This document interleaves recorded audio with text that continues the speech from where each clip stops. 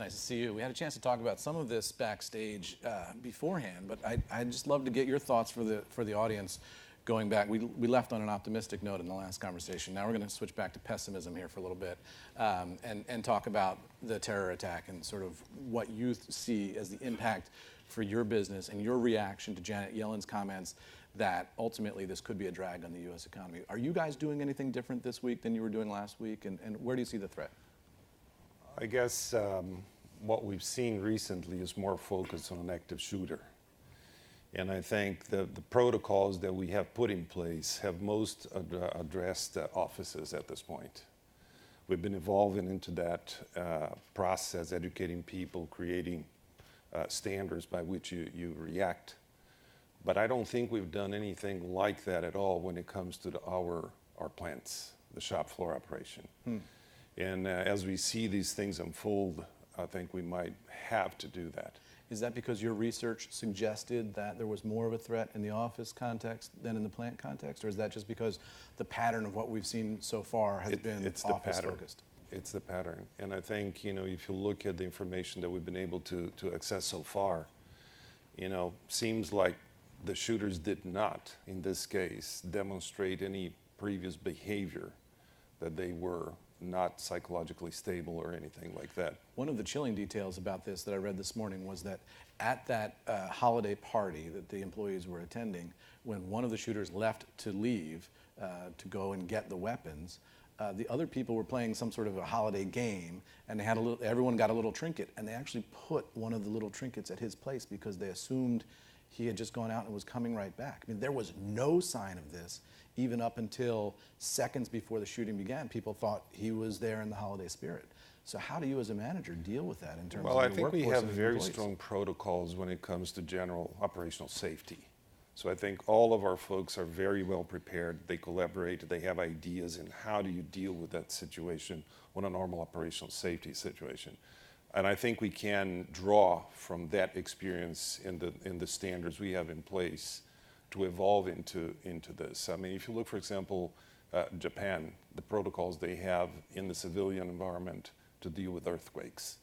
There's training, there's preparation in schools, at houses, everywhere. So I think we have evidence that we can prepare. Now, attaching this to the economic impact, this is all distraction. Right. And distraction in a world that moves so fast is a drag.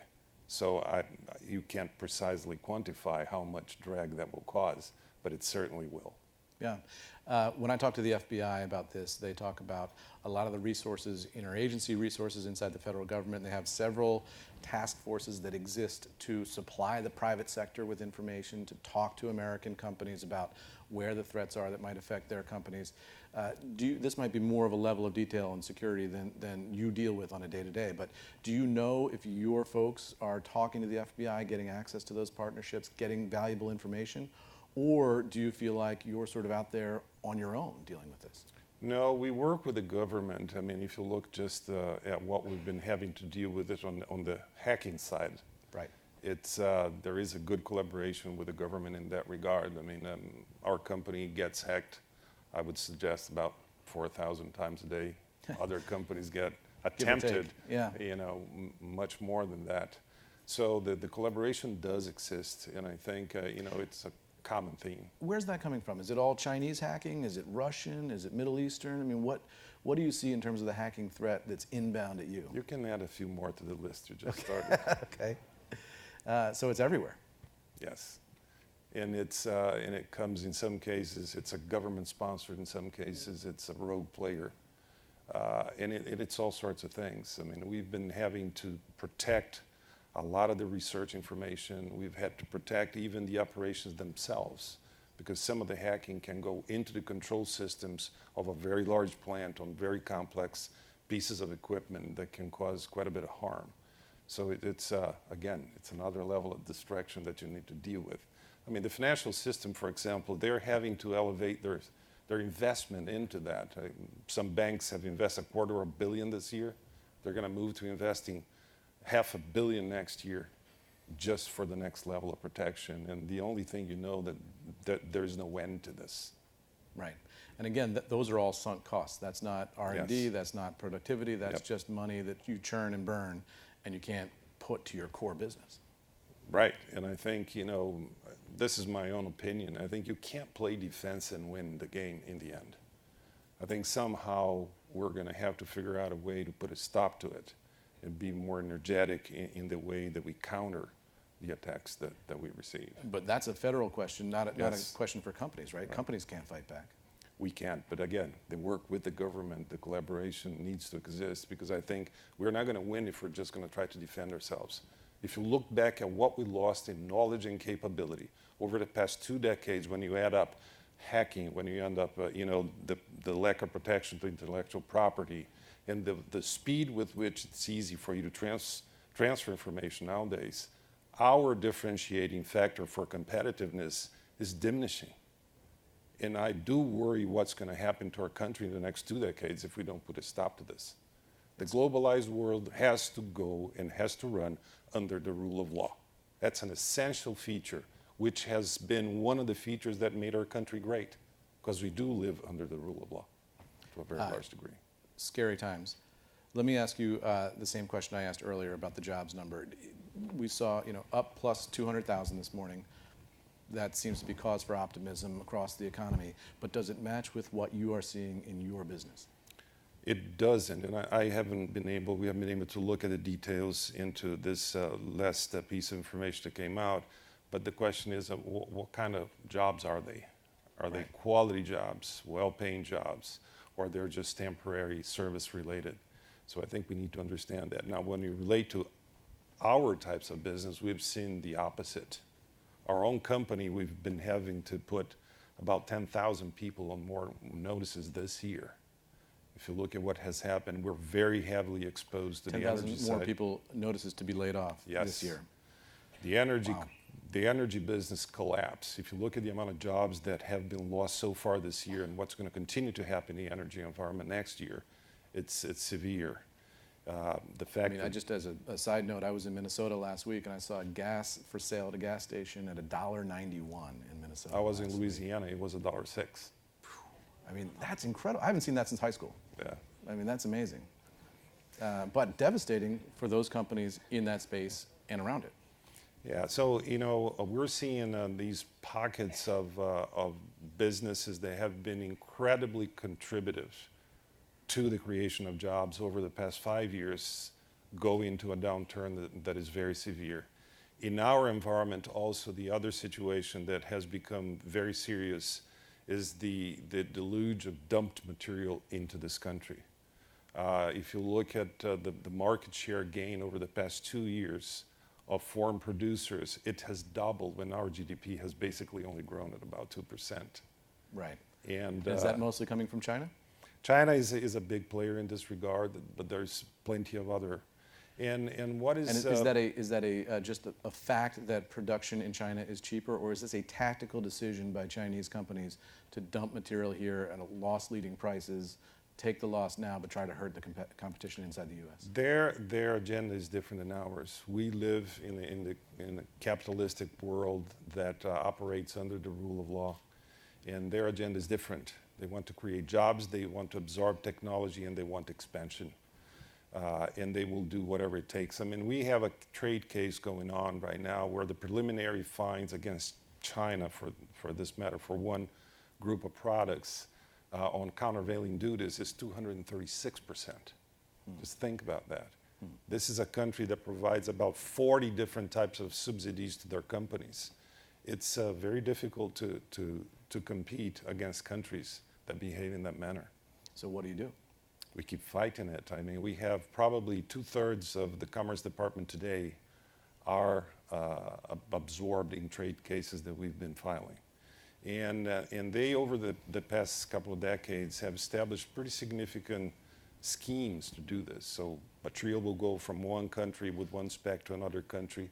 It changes the spec, but doesn't change material. It moves to the other one and ends up here, because the United States remain one of the most attractive markets for everybody. And in the steel environment, we have significant overcapacity. China today produces half of the steel in the world, and half of their existing capacity is not being utilized in the country. So it's going everywhere. And it's really becoming a very, very big problem, not just for us, but for many other countries. If you can't fight on cost, what do you fight? Do you fight on quality? We can fight You can on fight on cost. cost. What we need is to have, in a globalized world, it's essential that the rule of law prevails. Trade is a good thing for societies, but it has to be done under the rule of law. And if we don't stop this, what are we doing to these countries that are developing? What kind of message are we saying? That we're allowing them to behave in a quote-unquote criminal way for a long time? And that's the way that they are going to win over us? Again, that's a federal government issue, though, not a company-specific issue. That's not a fight you can fight on your own. Absolutely. So when you talk about thousands of job losses, that seems pretty bleak, yet we see this good jobs number across the country. And I keep reading about a manufacturing renaissance in the United States, given the hollowing out that we've seen in that sector over the past decades. A lot of the headlines I've read over the past several months have been pretty optimistic. But you don't seem like you jibe with that. I think it's fair to say that there has been a light of renaissance. But in my view, it's still squalid. It's anemic. It's not anywhere near what it could be. I mean, in the past few years, we've had to deal with new or altered legislations to the number of about 30,000 of them. There is no, there is no really well-defined growth agenda. I mean, that is the theme that has to prevail. We have to create a growth agenda, and that will allow for all of the desires of different parties, of different people, to be fulfilled. There's no reason why we can't be growing at 4.5% tomorrow. And I think I was reading you talk to Sam, Paul Ryan, and all that. Yeah. One of the things that I think we're failing is to allow for our system of government to properly operate. It seems like the collaborative world where differences were minimized and we could move forward has somehow disappeared. If you talk to legislators in previous administrations, they would have lunch every day together. They would have breakfast. They would talk to each drinks other. Every night too, those guys. And people were elected, it seems to me, also based on their judgment capability, because you do have to compromise. And what we see today is it's pretty much a broken system. Why do you think that is? What changed? I think it's about leadership in the end. And I think the executive branch has a significant role to play in allow for those bridges to be built. So, executive branch, you're talking about the president. Yes. He's, he's going into his last year. A lot of pundits would suggest that he has accomplished or done just about everything he's going to accomplish or do. What are your expectations for the next year? We're talking about Paul Ryan as being the new face on the scene, but at the same time facing a year where you've got a presidency in its last days and not a whole lot of room for compromise on Capitol Hill. Is there anything that you see as a potential point for progress in the next 12 months? Well, I think I am always hopeful that one of the things that makes America great is the fact that we love the country. And I think, we get up every morning and we go to work and we lead people and we engage people and we participate for the creation of value. And I think I would hope that the president remembers that he's an American still, and that there is a lot of work to be done in the period of a year. I think there is a lot that can be accomplished if that stance is taken. I want to ask you your number one goal over the next year, but again, for this conversation, I want to make sure I'm not hogging the questioning here, and make sure that if there are questions from the room that we get them asked. But when you talk about the opportunity for some progress, some coming together, what is your number one item? I mean, if you have one action item next year that you'd like to see done from your business's perspective, what is it? Well, we feel that next year, because of the reasons I basically explained to you, it's going to be a challenging year in our types of businesses. So you really need to be careful. You need to watch for cash. Having a strong balance sheet is going to remain very important. The other thing, though, is innovation. We are about to triple the amount of investment that we're going to put in. Hopefully, the types of materials that we're going to be producing and supplying our customers are going to be completely new. None of the old materials will exist anymore. Really? Oh, yes. And I think innovation is a key piece. We're trying to raise the amount of engagement we have from the national laboratories all the way down to venture capital. I mean, if you look at the amount of creativity that exists on startups and new ideas that come from there, they're as important as the ones that we get from the universities that we work with and from what the laboratories are doing. Yeah, I was just going to ask you, so where do you go to get the talent to do that R&D at a very sophisticated level? Is that a Silicon Valley thing? Is that an immigration piece? Is that a university piece? I haven't been involved with this business for very long. It's been just roughly 2 years. But one of the things that I found fascinating is that the first time that we went out to hire about 400 kids from school, we had a really hard time doing it. And one of the things that I found is that the way that the steel people promote their business is by showing a crucible catching on fire. Yeah. and you go into university and you used to show it that way, and then you compete with Google and Microsoft that go into the same place. Yeah, and it became obvious that we did not know how to promote the reality of what these businesses are. We are as scientific as any other. If you look at the amount of mega data that we need to manage, if you look at the computerized systems that we have, I mean, from the mining operations all the way to the moment when one of our products hits one of Sam's plants, not a single hand touches the product. The amount of training that an operator has in one of our sophisticated mill, it's the amount of hours, the same equivalent amount of hours that a 747 pilot has to have. And I think the amount of ideas that gets generated into modeling for the flatness of a product or the chemistries and all, it's fascinating. So we promoted that on the second round of trying to hire. And out of 400 people that we were looking for, we had 6,000 applications. Wow. So there is very significant interest in excitement about what manufacturing can be and should be. There's no reason why we can get our GDP to benefit from a manufacturing participation of about 20%. This is what is going to allow us to face the challenges of the future. It's an interesting hiring challenge that you talk about. I think it's GE that's running ads right now. Absolutely. Addressing exactly this question. Yes. You know, young millennials who are coming into the workforce, who are dazzled by apps and tweeting birds and things in Silicon Valley, and they're saying, hey, wait, we build real stuff There are here. a couple of companies in Arizona that are remodeling the educational systems for starting a grade school using games. And I think that this is one of the tools, and we're analyzing, that we can use to educate the current generation of people that doesn't have the knowledge, and we can accelerate how we keep them into the workforce adding value, and we can transition to the moment where we're going to have better educated people for the next generation manufacturing. It can be done. I want to ask you a little bit more about manufacturing, but I also want to make sure that I'm not missing any questions here. And if I'm not, go ahead. The role of the council in all this, and how do you see them filling in some of the needs you have in Washington? I think it's very, very important. I mean, just taking a moment when I come and I engage with the members and we interact, just in this morning, you have a few conversations and you exchange ideas on what's going on. And we can take them back and we can share this with many other folks that actually we can convince to come and participate here.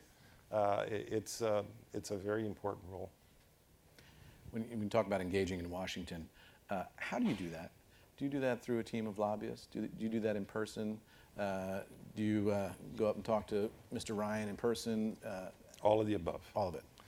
But and how much of your time, you're talking about you're hiring, you're creating new technologies, you're fighting with the Chinese, you have a lot on your plate. How much of your time is focused, your brain power is focused on dealing with Washington issues? It's a significant part. Really? One of the things that I guess has been helping is every time you go to talk to anybody in Washington, you're in there, you have a little bit of time, you leave, somebody else comes in with a completely different agenda. So I think I like practicality and you have I to like come back simplicity. after that guy and undo well, what we everything he do did. is we touch a lot of people in our businesses. For every job that we have, we're responsible for another 7 that get created. We've been trying to compile a list of signatures, and I have a one-pager definition of what the topic is and what the suggestion is. So if you can get in there, I need 5 minutes. This is the issue. These are all the people that are being touched by this. You better pay attention to it. And then we have our people cycle back with their staffs and all that. Because I think the agendas if you get too complicated, it gets diluted and you get no focus. But you feel like you're being heard on the Yes. Hill? People are listening to you? Absolutely. But it's a lot of work. Well, there's a lot of offices up there. Mario, thanks so much. It's been a Appreciate your time. pleasure. Thank you.